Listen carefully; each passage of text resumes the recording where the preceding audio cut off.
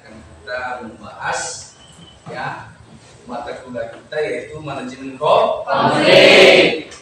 Jadi manajemen konflik itu ada di ya semester 7 ya sebagai syarat untuk apa?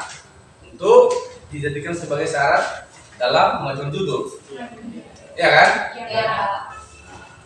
Jadi kenapa pentingnya itu manajemen konflik? Ya, mari kita ya bahas. Konflik itu adalah suatu pertentangan dan ketidaksesuaian kepentingan, tujuan, dan kebutuhan dalam situasi formal, sosial, dan psikologis sehingga menjadi antagonis, ambivalen, dan emosional. Jadi konflik itu adalah suatu pertentangan antara individu dan individu atau kelompok dengan kelompok, organisasi dengan organisasi. Ya. Jadi kenapa muncul yang disebut dengan manajemen? Perlu diketahui bahwa manajemen itu adalah suatu ilmu yang akan mencapai tujuan. Ya, kenapa dikatakan manajemen itu seni? Ya, karena dalam setiap pekerjaan itu akan kita mendapatkan berbagai kesulitan, baik dari tingkat laku manusia maupun ya dalam situasi pekerjaan. Makanya manajemen itu muncul sebagai manajemen konflik. Unsur-unsur konflik, ya, unsur-unsur konflik itu adanya pertentangan, ya, ketidaksesuaian, ya, dan perbedaan itu jelas. Ya, setiap pada organisasi, setiap ya tingkah laku yang dilakukan oleh ya seseorang pasti tidak semua berkenan di hati. Itu jelas, ya, jelas. Dan ketidaksesuaian itu adalah salah satu kebijakan apa ya yang harus berpihak kepada seseorang, ya. Perbedaan bisa menimbulkan konflik itu, perbedaan politik, ya kan? Perbedaan politik, perbedaan pandangan. Kedua, adanya pihak-pihak yang berkonflik. Ya, siapa pihak-pihak yang berkonflik itu? Ya, misalnya kalau kita berbicara dalam organisasi, ya bisa saja dalam para pemimpin perusahaan. Kalau kita berbicara dalam politik, bisa saja adalah elit-elit politik, pimpinan partai. Itu, ya. Ada situasi dan proses. Ya, setiap konflik itu ada proses dan ada ya melihat suatu kondisi. Ya, tidak terjadi proses ya kalau tidak ada situasi, ya kan? Situasi itu itulah yang akan menimbulkan suatu masalah. Itu jelas dulu. Adanya tujuan, kepentingan, dan kebutuhan. Tentu setiap pada pekerjaan itu, ya, tujuan kita sama, tetapi pada kepentingan pribadi kita akan berbeda. Bagaimana cara meningkatkan ya sehingga kita itu bisa mendapatkan ya jabatan paling tinggi, walaupun dalam perusahaan itu kita sama-sama bekerja, ya kan? Kita sama-sama bekerja, tetapi dalam karir tentu akan ada perbedaan. Kedua, kepentingan dan kebutuhan jelas itu. Ya, itu yang saya sampaikan tadi bahwa kepentingan kita itu berbeda. Tujuan sama, kita bekerja di perusahaan. Kebutuhan ketika kita juga sudah mendapatkan karir yang baik, ya, maka kebutuhan kita akan maksimal, ya. Pandangan terhadap konflik, ya, ada aliran tradisional, yaitu aliran tradisional mengatakan bahwa konflik dipandang sebagai ya sesuatu yang jelek, tidak menguntungkan, dan selalu menimbulkan kerugian. Ya, kenapa? Ya, pandangan tradisional ini adalah orang awam bahwa konflik itu tidak baik, ya selalu kita rugi, ya selalu kita mengalah dalam satu kegiatan. Contohnya apa? Mengalah dalam satu kegiatan itu. Akibat dari konflik antara desa ke desa, ya, sehingga sesuatu yang kegiatannya bersifat kolaborasi akan tidak terjadi. Bahwa pandangan tradisional ini bahwa konflik itu tidak baik. Seharusnya bagaimana? Nah, kita lihat ini ya. Aliran behavioral, ya. Ini adalah suatu yang alamiah. Bahwa konflik itu adalah sudah sejak lahir kita ada konflik. Ya tidak? Karena konflik ini bagaimanapun Anda mau menghilangkannya tidak bisa. Jelas kan? Ya. Kita mulai contoh, kita dari rumah mau ke kampus, tiba-tiba di jalanan tanpa disengaja kita diganggu orang. Ya kan? Makanya menurut aliran behavioral ini bahwa konflik itu dari alamiah, wajar terjadi kepada manusia atau sudah kodrat manusia. Seterusnya aliran interaksi, bahwa konflik itu juga dianggap sebagai komunikasi yang baik, ya, komunikasi yang baik yang sengaja diciptakan untuk apa? Untuk mencapai tujuan, ya kan? Untuk mencapai tujuan. Tetapi ya itu kalau pandangan ya karyawan itu baik. Bagaimana kalau pandangan karyawan itu salah? Ya kan? Ya kan? Bagaimana pandangan karyawan itu salah? Bahwa apa yang telah dibuat oleh temannya sendiri itu salah. Padahal pandangan temannya adalah positif. Jadi aliran interaksi ini sebenarnya adalah untuk mempererat daripada komunikasi agar lebih baik. Bahwa konflik itu ya sengaja untuk diciptakan, ya, untuk meningkatkan komunikasi. Jenis-jenis konflik, ya,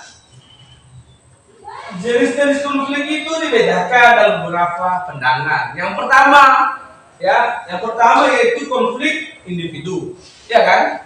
Jelas kan? Kita ini sering-sering konflik kepada teman, ya. Karena dulu sama teman spesial kita pasti ada. Terus konflik antar individu, ya, konflik antar kelompok, jelas kan? Apalagi kalau kelompok, di mana di kelompok itu terdiri dari beberapa orang, kelakuannya beda-beda. Ada sifatnya manja, ada sifatnya kaku, ya kan? Ada sifatnya emosional, ya kan? Tidak bisa diganggu, sensitif. Itu, ya kan? Kepentingan organisasi, jelas, ya kan? Perlu Anda ketahui bahwa organisasi itu adalah untuk mengembangkan bagaimana organisasinya itu berhasil, ya, hasil. Caranya apa? Ya, meningkatkan kualitas, ya, kualitas daripada kerjaannya. Dengan cara apa? Ya, memilih semua, ya, sumber-sumber daya manusia yang handal. Jangan dipilih sumber daya manusianya lemah. Ya, ketika sumber daya manusia lemah, maka akan menurunkan daripada ya tingkat kinerja organisasi. Kenapa bisa terjadi dalam konflik antar organisasi? Ya, karena persaingan. Kenapa organisasi A lebih maju pada organisasi B? Penyebabnya itu apa? Sumber daya di manusianya bagus, tuh, ya kan?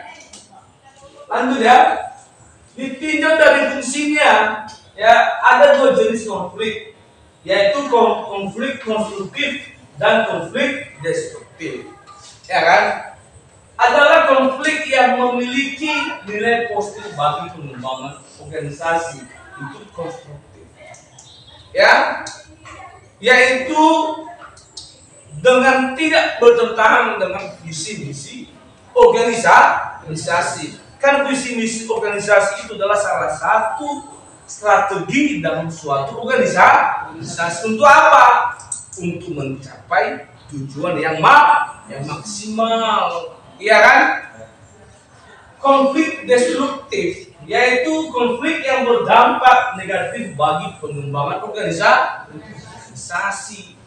Nah, kalau instruktif ini adalah ya bentuknya induktif, di mana terjadinya dalam internal mereka konflik. Nah, apakah itu didukung? Tentu tidak. Nah, ditinjau dari segi instansional, konflik dibagi tiga jenis. Konflik kebutuhan individu dengan peran yang dimainkan dalam organisasi. Ya, konflik individu atau konflik kebutuhan itu akan terjadi yang dimainkan dalam organisasi. Itu selalu terjadi untuk membuat teman kita itu jatuh, tidak dipercaya, maka ya kita sendiri akan melakukan hal-hal yang sifatnya tidak membangun. Ya, ini adalah masalah kebutuhan, bukan kebutuhan pribadinya, bisa kebutuhan dalam keluarga. Bagaimana cara agar dia itu naik jadi level menengah. Nah, itu ya. Terus itu adalah konflik peranan dengan peranan. Peran itu kan apa? Peran. Salah satunya adalah manfaat kan? Peran. Peranan ya.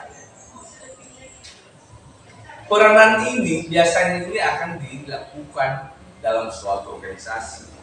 Ya, contoh ya, seseorang ingin mau merebut suatu kekuasaan, ya, tetapi yang dimainkannya itu adalah orang lain untuk bisa naik atau menguasai kekuasaan. Peranan memanfaatkan orang lain. Nah, itu. Seterusnya adalah konflik individu dengan individual lainnya, jelas ya. Ya, terjadi itu adalah semua adalah kepentingan, itu udah pasti itu. Ya, lanjut. Penyebab munculnya konflik, ya. Konflik terjadi karena salah komunikasi, ya, atau distorsi. Unsur komunikasi terdiri atas yang pertama, sumber pertama komunikasi yaitu pesan, recorder, saluran, ya, bahwa konflik itu terjadi pada komunikasi, di mana penyampaian seseorang kepada penerima informasi kurang jelas. Kedua, sumber kedua adalah struktur organisasi yang secara potensial dapat memunculkan konflik, ya, karena masing-masing unit organisasi memiliki tugas dan kepentingan yang saling bisa bergesekan dan berbenturan. Ketiga yaitu sumber ketiga adalah faktor manusia, yaitu karena sifat-sifat kepribadian yang beragam dan untuk dimunculkan konflik, ya. Konflik juga sumbernya adalah manusia, tidak mungkin makhluk lain, ya. Kita ini manusia harus berbicara manusia. Kalau berbicara orang lain, makhluk lain, nah itu di luar jangkauan, ya.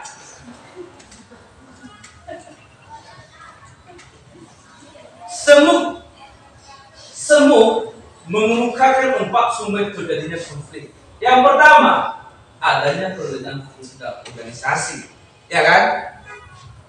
Dalam organisasi itu terdiri dari beberapa bagian. ya, ketika pimpinan SAL lebih berat hati kepada salah satu bidang yang tiganya meninggalkan, artinya dalam organisasi itu ya sudah menunjukkan ya ketidaksenangan dan menunjukkan sifatnya konflik. Jelas itu ya. Adanya pertentangan kekuatan antara pribadi dan sistem. Ya, bahwasannya ya konflik pribadi dibawa dalam organisasi. Itu juga sumber konflik. Adanya perbedaan peranan, adanya perbedaan kepentingan. Kepentingan si A, kepentingan si B berbeda. Akibat apa? Akibat konflik, ya, dampaknya apa? Untuk mendapatkan kebutuhan yang maksimal, ya kan? Adanya tekanan yang dipaksakan dari luar organisasi, betul, ya. Munculnya juga konflik itu, mungkin kita punya teman di luar organisasi kita, ya. Coba mainkan ini, ya. Bagaimana kami dari organisasi ini ya tidak berkembang, bagaimana cara mematakan tersebut? Itu artinya ada kolaborasi. Beberapa sebab yang penting terjadi konflik: saling bergantungan, perbedaan tujuan, perbedaan persepsi. Itu ada 3 ya. Seterusnya faktor-faktor yang mempengaruhi konflik, ya. Ciri-ciri umumnya pihak-pihak yang berkonflik. 2. Hubungan pihak-pihak yang berkonflik sebelum terjadi konflik. Sifat masalah yang menimbulkan konflik. Ya, lingkungan sosial di mana konflik terjadi. Kepentingan pihak-pihak yang berkonflik. Itu adalah semua adalah faktor-faktor yang mempengaruhi konflik. Ya. Konsekuensi konflik, ya, terhadap yang konflik dan terhadap pihak yang lain. Nih, coba lihat gambar ini, ya.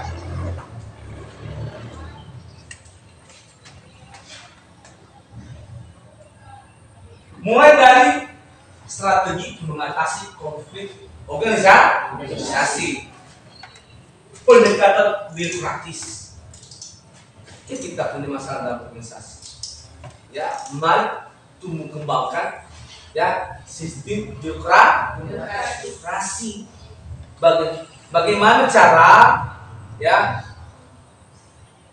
cara meredakan konflik itu terhadap karyawan, bukan sifatnya pribadi.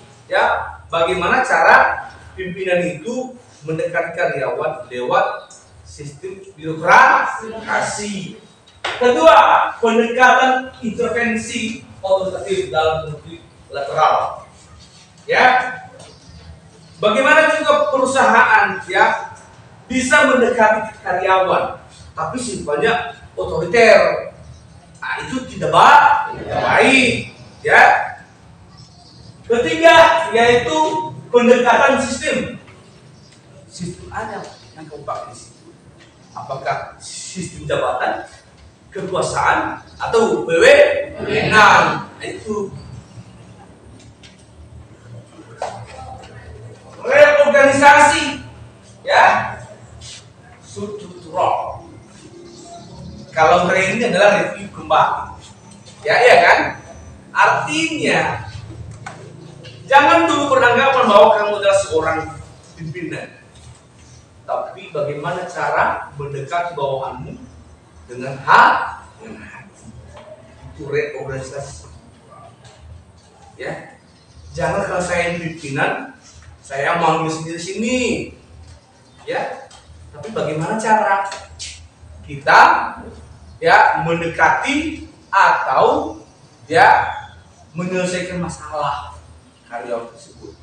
Harus hati ke hati, ya.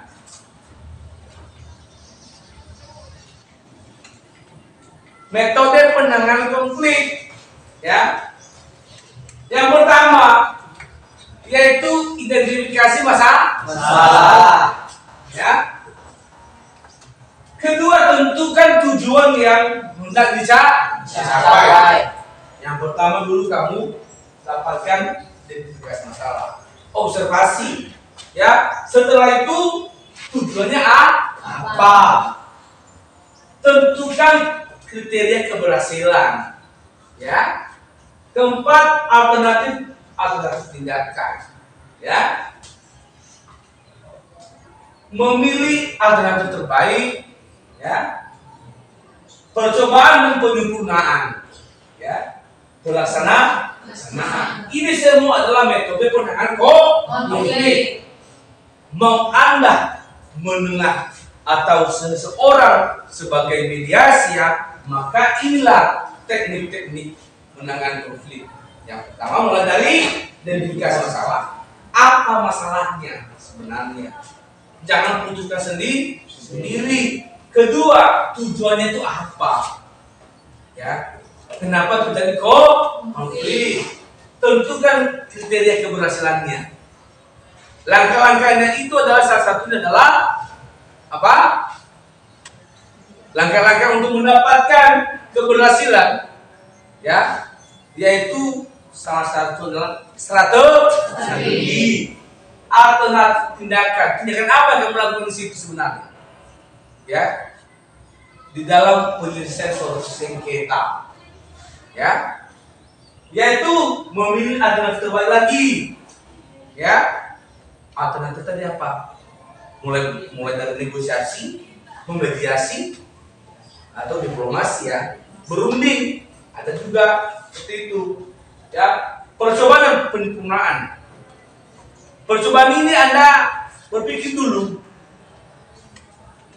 Keempat ini, ya,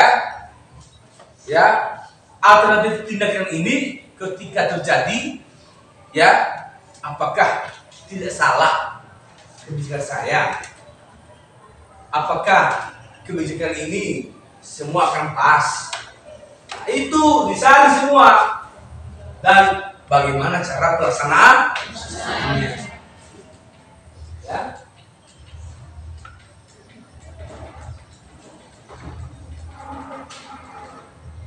Ya, bentuk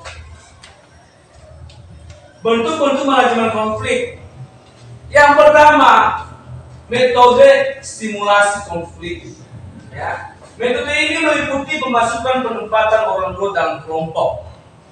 Ya, Anda harus tempatkan orang-orang yang berkualitas. Penyusunan kembali organisasi. Ya, penyusunan kembali organisasi. Artinya kalau organisasi itu ya kurang pas, maka disusun lagi orang-orang yang pas untuk itu. Ya, penawaran bonus agar perusahaan itu lebih bagus, lebih meningkat, ya, maka harus, ya, diberi award ketika ada karyawan yang berprestasi. Ya, pemilihan manajer yang tepat. Jangan jurusan keuangan, ya. Yang kamu masukkan situ adalah wirausaha, ya kan?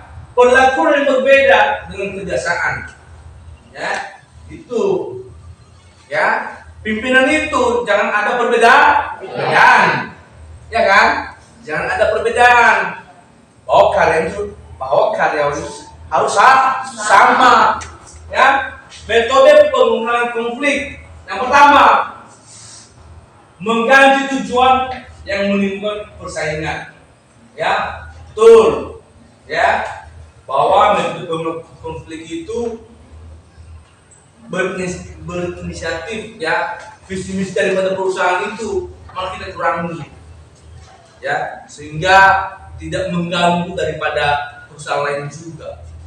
Nah, itu tidak bisa, ya, kalau itu visi misi perusahaan, ya, maka itu adalah visi misi perusahaan. Kedua, yaitu mempersatukan kedua kelompok yang saling bertentangan. Betul, ya, bahwa kelompok yang satu, kelompok yang dua harus sama, ya, didamaikan, ya.